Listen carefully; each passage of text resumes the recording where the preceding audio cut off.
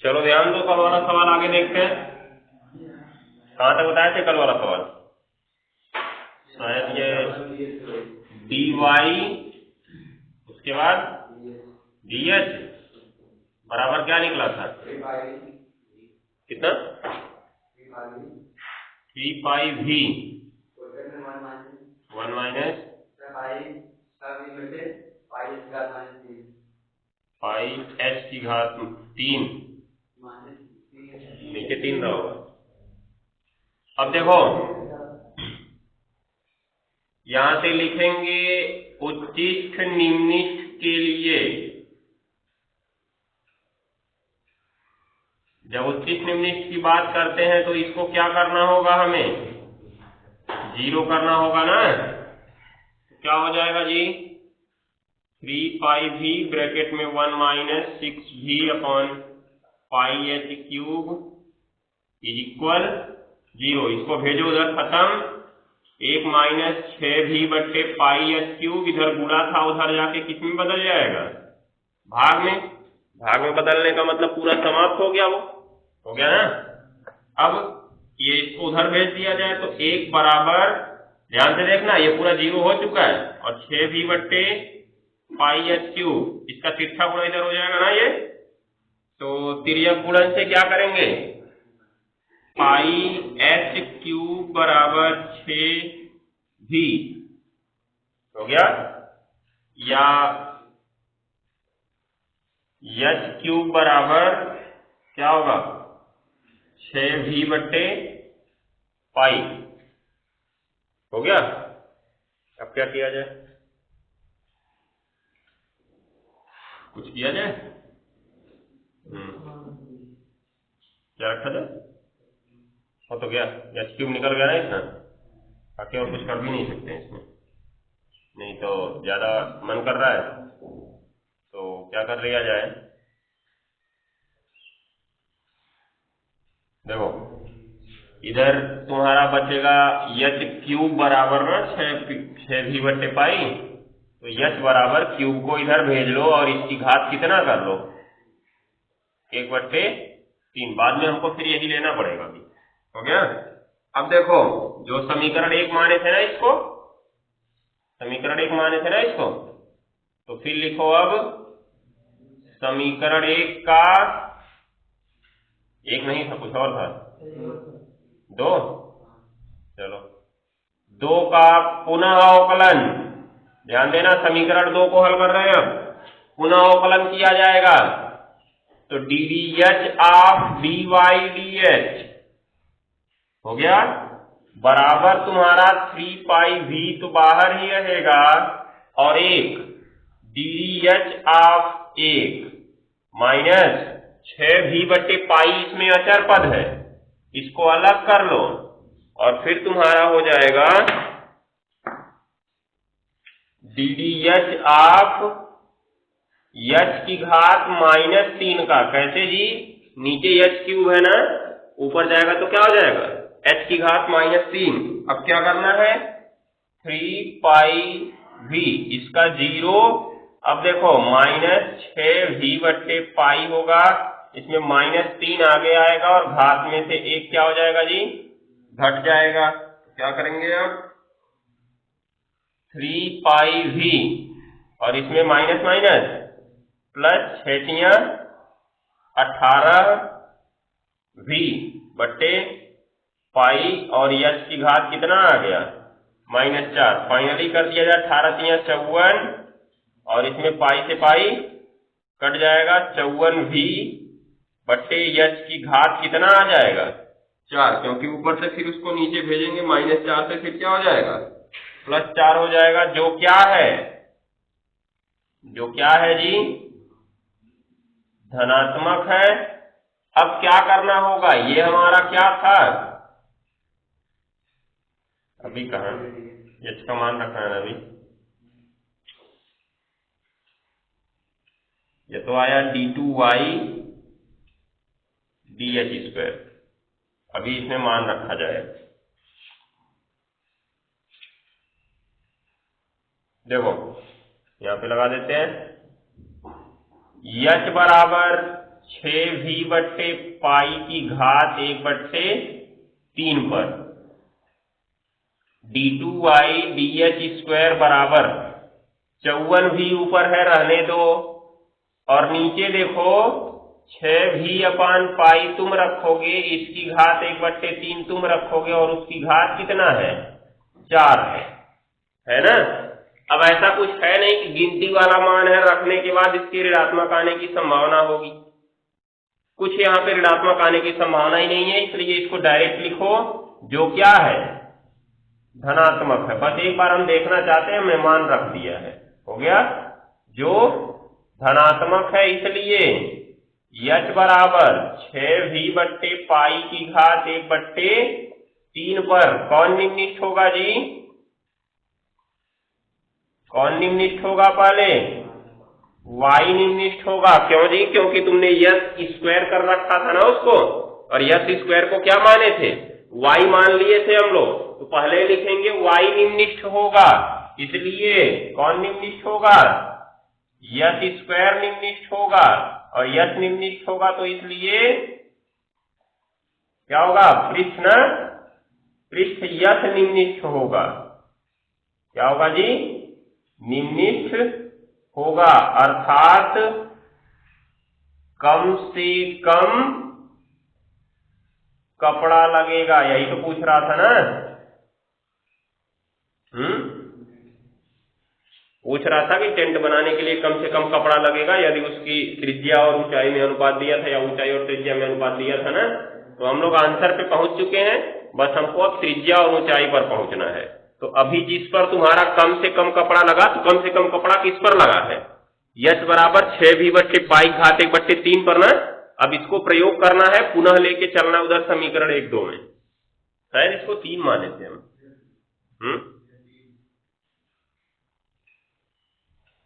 1 2 3, यहाँ पे समीकरण 3 का पुनः अवकलन। चलो ठीक है, अभी तो निम्निष्ठ हुआ है, अब आते हैं अपने आंसर पे। छापो जल्दी इसको।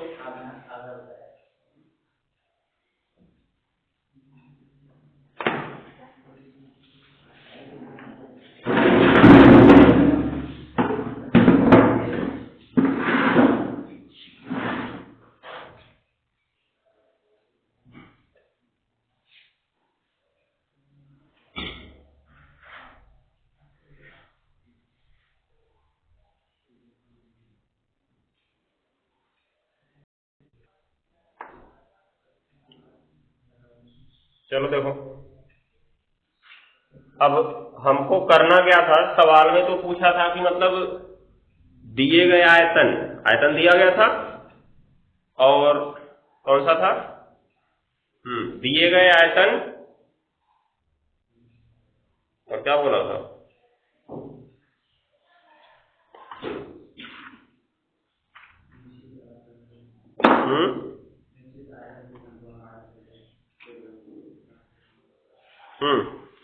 निश्चित आयतन के शंक्वाकार डेरे को बनाने के लिए कम से कम कपड़ा लगेगा। मतलब आयतन निश्चित था और कम से कम कपड़ा पूछा था, तो कम से कम कपड़ा लगेगा। कपड़ा मतलब उसके वक्र पृष्ठ पे ही लगेगा, इसलिए हमने उसका क्या निकाला था, वक्र पृष्ठ निकाला।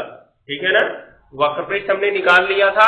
अब हमने वक्र पृष्ठ को न्यूनतम भी सिद्ध कर दिया है कि कम से कम कपड़ा लगेगा। और ये कम से कम कपड़ा किस मान पर लगेगा, जब h की वैल्यू 6v बट्टे पाई की घात 1 कितनी हो, 3 हो। तो हमको तो इससे मतलब नहीं है, हमको इसको h और r में बदलना है। अभी v की वैल्यू रखनी होगी, v का मान रखना होगा हमें, और पाई तो पाई ही रहेगा, 6 भी वही रहेगा, उसमें बदलाव नहीं होगा। अब ऐसे लिखोगे, देखो, अतः h बराबर 6v बट्टे पाई की घात 1/3 पर, तो इसलिए फिर से ये h क्यूब हो जाएगा ना, इधर आएगा तो, और 6v बट्टे पाई, v का मान रखने पर, v का मान रखो, क्या होगा जी, h क्यूब तो यही रहेगा, 6 बट्टे पाई रहने दो, और इधर 1/3 पाई r स्क्वायर h करोगे ना, तो देखो पाई से पाई कट गया और 3 गुना 6 कट गया ना, और यश को इधर गुणा से इधर लेके चले आओ भाग में, तो इधर बच गया तुम्हारा 2r² बचा, ये कट जाएगा ना एक घात इसका, तो h² बराबर कितना बचेगा, 2r² बचेगा ना, बचेगा। हमको किसमें अनुपात निकालना है जी, ऊंचाई और आधार की त्रिज्या में, मतलब ऊंचाई ऊपर होना चाहिए, त्रिज्या नीचे होना चाहिए। तो h² बटे क्या, r² बराबर कितना जी, 2 है ना। क्या हो जाएगा, h बट्टे r का स्क्वायर बराबर 2/1 कर सकते हैं। इसको वर्ग को उधर भेजेंगे तो क्या बन जाता है, वर्ग, करड़ी बन जाता है ना। तो 1 का तो वर्गमूल निकल जाएगा, लेकिन 2 का नहीं निकलेगा, इसलिए यही रहेगा। तो h अनुपात r बराबर क्या आ जाएगा, करड़ी 2 अनुपात 1, जो हमारा उत्तर है। दिखाई दे रहा है, ऊंचाई और त्रिज्या में अनुपात करड़ी 2 अनुपात 1 का है। बस नोट कर लो। देखो इस तरह के सवाल कठिन नहीं होते, बस तुमको घुमाने के लिए दिए जाते हैं।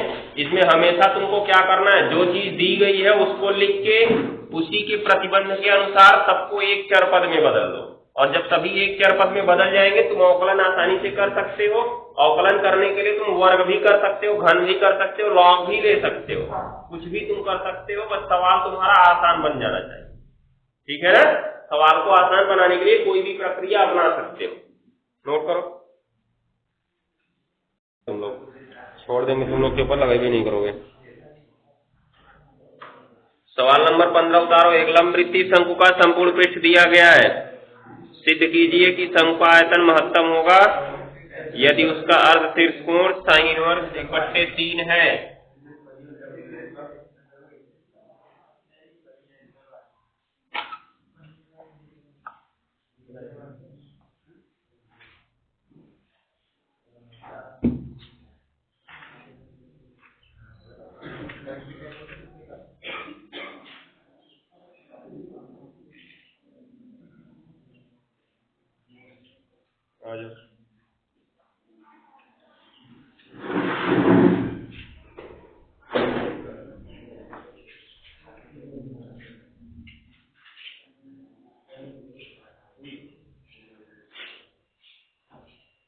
हो गया जी।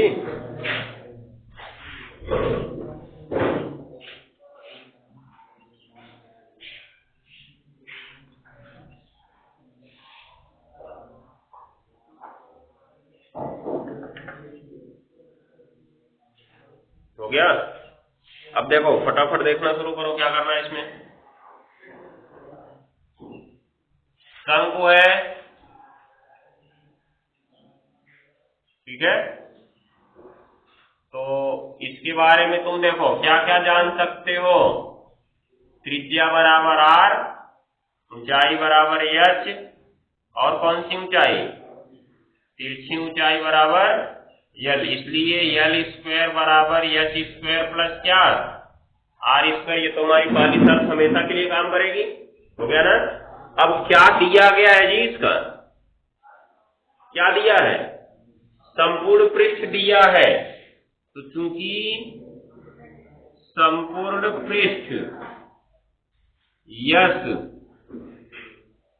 दिया है, इसलिए यस क्या होगा जी, स्थिर होगा ना। अब बताओ इसका संपूर्ण पृष्ठ कैसे होगा। शंकु का संपूर्ण पृष्ठ, एक तो जो वक्राकार पृष्ठ दिखेगा वो, और नीचे जो इसका प्लेन पृष्ठ दिखेगा वो दिखेगा। जब एक शंकु लेते हैं तो उसमें नीचे का हिस्सा प्लेन दिखता है ना, तो दो चीजें मिलेंगी इसमें, ध्यान से देखना। शंकु का जब संपूर्ण पृष्ठ निकालते हो तो उसमें एक वक्र पृष्ठ मिलता है और एक वृत्ताकार आधार मिलता है। तो वृत्ताकार आधार का क्षेत्रफल भी जोड़ना होगा संपूर्ण पृष्ठ के लिए। अभी पिछले सवाल में केवल कपड़ा पूछा था ना, तो इसीलिए हमने वक्र पृष्ठ दिया था, क्योंकि कपड़ा मतलब टेंट लगाने के लिए वक्र पृष्ठ पे लगाना होगा, नीचे जमीन पे नहीं लगाना होगा, इसलिए उसका प्लेन वाला हिस्सा छूट गया था। इसमें ये नीचे का प्लेन जो वृत्ताकार हिस्सा दिख रहा है ना, वो भी ऐड किया जाएगा, क्योंकि संपूर्ण पृष्ठ की बात किया है। तो अब यहाँ पे वक्र पृष्ठ क्या जानते हो, πr l ना, और प्लस क्या, πr²। यहां से तुम किसकी वैल्यू निकाल सकते हो? है तो हमारे पास तीन चीजें, यल, यच और आर, तीनों परिवर्तनीय है, क्योंकि सवाल ने ऐसा कुछ नहीं किया कि यल दिया गया चाहे यच दिया गया चाहे आर दिया गया, परिवर्तनीय तो तीनों है। इसलिए सवाल को हमको किसी भी प्रकार से करके चाहे यल में बदलना होगा, चाहे यच में, चाहे आर में। तो यहां से तुम बताओ पहले किसका मान निकाल सकते हो? आर की वैल्यू निकाल सकते हो या यल की वैल्यू निकाल सकते हो? यच तो है ही नहीं इसमें, आर की वैल्यू तुम निकाल ही नहीं सकते हो, क्योंकि आर देखो दोनों में है, दिख रहा है ना। अगर तुम आर की वैल्यू निकालने गए, पहला काम क्या करोगे? आर कॉमन करोगे और बाकी को नीचे भेज दोगे। तो अगर तुमने एक आर कॉमन कर दिया तो एक आर इसमें बचा रहेगा, उधर चला जाएगा, होगा ना। आर समाप्त नहीं होगा, यल ही एक जगह पे है, यल की वैल्यू हम आसानी से निकाल सकते, जैसा कि हमने यच की वैल्यू को निकाला। तो अब कैसे निकलेगा? देखो, यच माइनस पाई आर स्क्वायर हो जाएगा इधर, और बराबर क्या बचा? पाई आर यल बचा ना। अब क्या करना है? यच माइनस पाई आर स्क्वायर बटे कितना? पाई आर बराबर क्या होगा? यल, होगा ना। इसको मान लो इक्वेशन नंबर सेकेंड, जहां जरूरत पड़ेगी फिर हम प्रयोग करेंगे इनको। अब आते हैं किसको निम्नलिखित दिखाना है जी? किसको निम्नलिखित दिखाना है? निम्नलिखित नहीं, उचित दिखाना है। आयतन भी को महत्तम दिखाना है।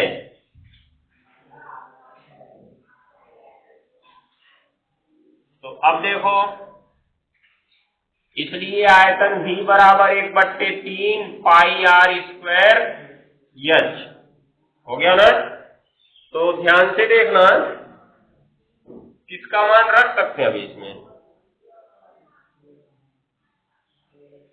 अगर आर स्क्वायर का मान रखते हैं तो यल स्क्वायर माइनस एच स्क्वायर रखेंगे, फिर यल की वैल्यू रखेंगे तो यहाँ पे आर आ जाएगा, मतलब फंस जाएंगे।